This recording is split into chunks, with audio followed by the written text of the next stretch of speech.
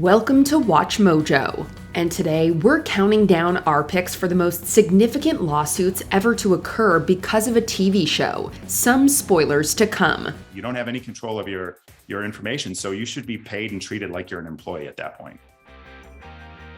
Number 10, Baby Reindeer. Cup of tea? No thanks. You have to buy something. Can't afford something. Right, not even a cup of tea. No. This award-winning Netflix series about a bartender forced to deal with a stalker tread on some toes. Many fans had speculated there was a real-life inspiration behind the stalker, Martha, and they were not alone. One Scottish lawyer, Fiona Muir-Harvey, even sued Netflix for defamation and negligence in a $170 million lawsuit, claiming Martha was based on her. Harvey has maintained that the allegations brought against her in the show are false, describing them as brutal lies. She denies sexually assaulting Gad and says the show falsely implies she was sent to prison for stalking him. She also claims Netflix misleadingly marketed the show as a true story rather than simply based on one. Though the negligence charges were dismissed, the defamation ones continue, so it remains to be seen whether this autobiographical series was in the wrong. She's stalking me. I suggest you apologise and let us go about doing our job again in the correct manner. Apologize? To her? Are you kidding me? Number 9, Wife Swap. I believe Angie is trying to do good, but I really in my heart don't see the purpose to take down my achievements. And as soon as my father sees all my crowns have been taken down and my trophies, be prepared for a fight. This reality TV show about wives going to different families has naturally incurred a lot of controversies and even lawsuits. The case of Alicia Guastafaro, however, is a notable one. She filed a lawsuit in 2010 for her appearance in a 2008 episode. According to the suit, Guastafaro was forced by the producers to act more spoiled, even giving her scripted lines. On the show, people made me out to be this bratty, spoiled, stupid, dumb blonde, which I am nothing of the sort.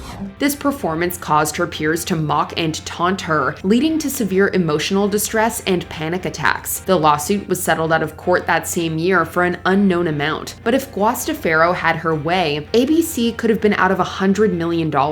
My upcoming Sweet 16 is gonna rock. How are you looking this? I'm hot. I'm going to junior prom, and yes, I am a freshman, so props to me. Number 8, Chilling Adventures of Sabrina. Were you? We were getting worried. Not me. I haven't been worried since bottomless mimosas. Cut. That was wonderful, dear. You're going to fit right in here. This dark supernatural show about witchcraft and Satan worship got on the wrong side of the Satanists themselves. The Satanic Temple sued the series team for their use of the statue of Baphomet, claiming copyright infringement of their own real-life statue. Copyrighting the statue and trademark in the statue as something that the temple uses to distinguish its services from those of other religions and temples. The temple also took umbrage at the series portraying Satanists as evil cannibals who indulge in murder and other inaccuracies. For its part, Warner Brothers alleged the statue's real-life inspiration was already included in the credits for the episode. The lawsuit, seeking at least $50 million in damages, was settled in 2018. Do not mess with these devil's advocates. Who's there? It's me, Father. Here to make sure that you never cause trouble for me or the Coven ever again. Number 7, The Real Housewives Ultimate Girls Trip. I know for sure that I'm a team player. So I was a little irritated because I was excited about putting this together for you guys. But if you guys are uncomfortable, we can have that conversation, but I would like that same respect.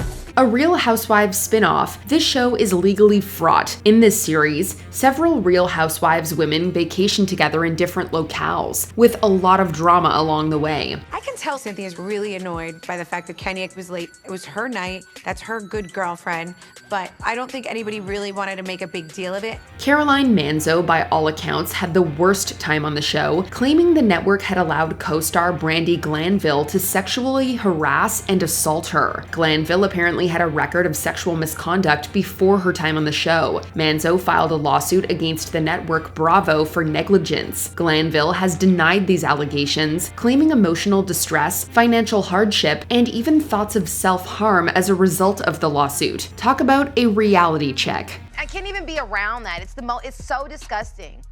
And I get it, like, some people's tactics in life are, if you hit me, I'm gonna hit you harder. But you can't respond in that way. It doesn't matter how mad you are. Number 6, Ray Donovan. You don't talk a lot. I like that. I'm gonna start doing that.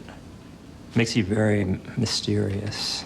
Shows can also get in trouble if their premise is too similar to another treatment. This award-winning crime drama follows a fixer who uses illegal means to help his celebrity clients solve their problems. Call TMZ and leak the news that Tommy Wheeler's at the Caveat with a dead girl.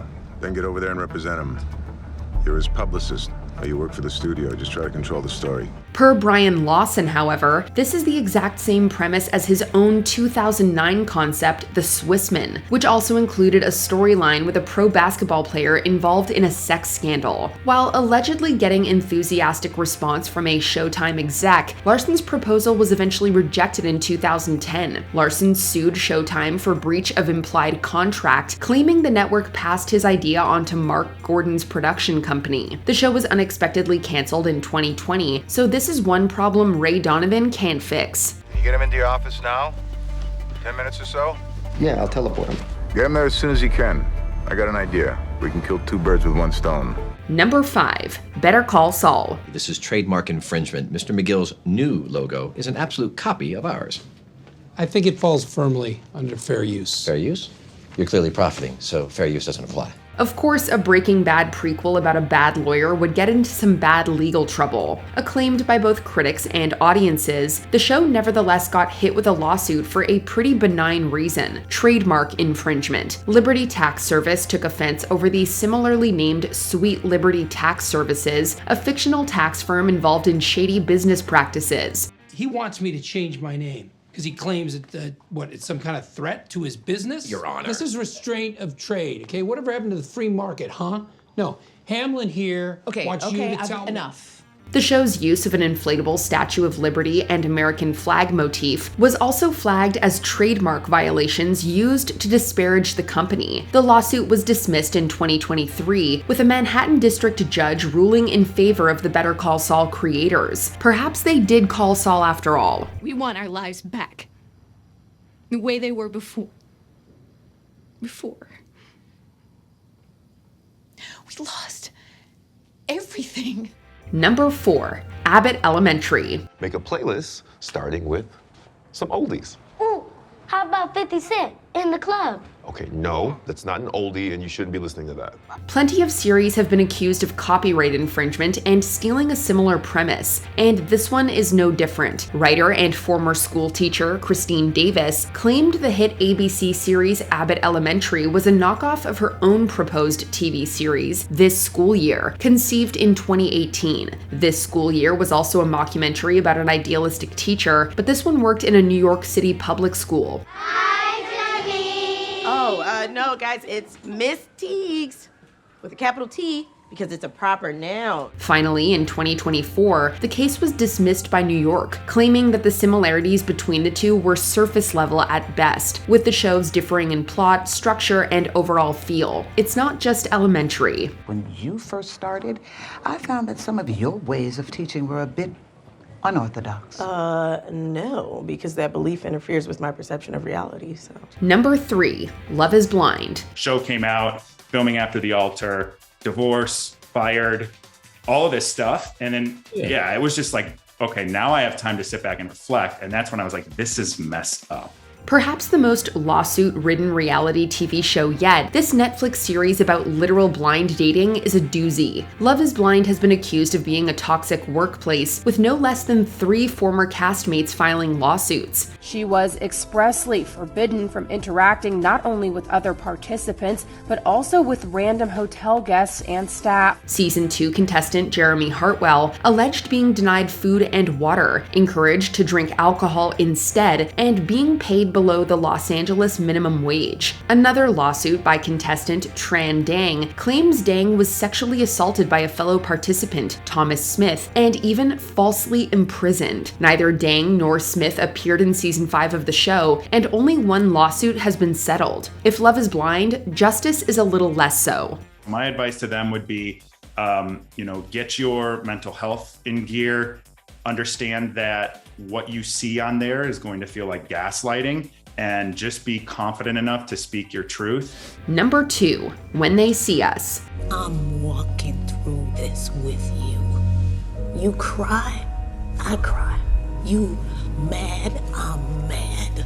This critically acclaimed miniseries based on the Central Park jogger case naturally got into controversial waters. Linda Fairstein, the real-life New York prosecutor on the Central Park 5 case, objected to the series' portrayal of both her and the case. She claimed the series villainized her as racist and out to get these innocent youths. Former prosecutor argues that people have only ever focused on the 5 accused teenagers known as the Central Park 5 and missed the larger picture, which was a riot in the dark that resulted in the apprehension of more than 15 teenagers who set upon multiple victims. Moreover, the series itself was allegedly full of outright fabrications. In 2020, Fairstein sued Netflix and the show's creators for defamation. The lawsuit was settled in 2024, with Netflix agreeing to add a disclaimer and donating $1 million to the Innocence Project. Fairstein, however, would get nothing. What a mess.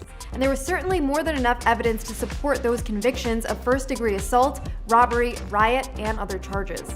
She continues saying, When They See Us is so full of distortions and falsehoods as to be an outright fabrication. Before we continue, be sure to subscribe to our channel and ring the bell to get notified about our latest videos. You have the option to be notified for occasional videos or all of them. If you're on your phone, make sure you go into your settings and switch on notifications. Number 1, Beast Games. I think we mix it up for this final row. Hey, whoever's in the back, just start hitting random buttons. All right? Oh, this is terrifying. The many controversies of famed YouTuber Jimmy Donaldson, better known as Mr. Beast, continue. Clearly inspired by Squid Game, Donaldson's reality TV show, Beast Games, follows 1,000 people competing for a $5 million prize. I just want to say you should all be proud of yourselves for making it this far. We started with 1,000 contestants. You have made it to the top 500. But it wasn't long before allegations of mistreatment arose, leading to a class action lawsuit in 2024. This mistreatment involved unpaid wages and compensation, as well as the contestants being misclassified as volunteers to avoid paying taxes. Contestants also claimed to have received inadequate food and medical care. Their personal belongings, including their phones, were confiscated. Penning contestants into enclosed spaces, underfed, overtired contestants, stressful, exhausting. More egregiously, some participants claimed to have suffered sexual harassment. Donaldson denied the allegations, and the lawsuit is still ongoing. These are beastly games indeed. Were all of these lawsuits justified? Let us know what you think in the comments below.